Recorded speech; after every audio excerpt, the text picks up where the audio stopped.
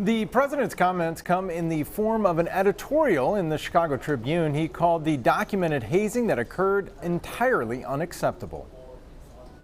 On the pages of the Chicago Tribune, Northwestern University President Michael Schill writes he and the university are sorry, and the criticism aimed at Northwestern is understandable. While not talking too much about what got the university in this spot, he does try and move the conversation forward, writing, quote, "One of the most important things we can do is to make sure that hazing never again occurs in our athletic programs or anywhere on the Northwestern campus." The scandal began to unfold in early July with allegations of hazing and racism within the football program. After an investigation found the allegations credible, Schill first suspended then head coach Pat Fitzgerald, only to fire him days later following a story in the university newspaper detailing what players told them was a culture of hazing and racist behavior on the team. About a week later, the school fired its baseball coach after athletes reported bullying and abusive behavior.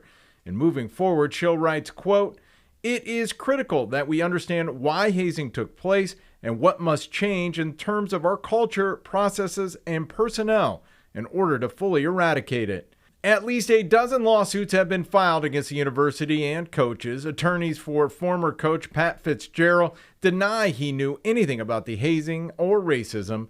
The university has hired former U.S. Attorney General Loretta Lynch to investigate the university's culture and to do a thorough review of how hazing and bullying are reported, along with the mechanisms in place to respond to reports of hazing. Schill lists a number of questions he hopes are answered, writing, quote, "Why was hazing not reported to the university over the many years it occurred?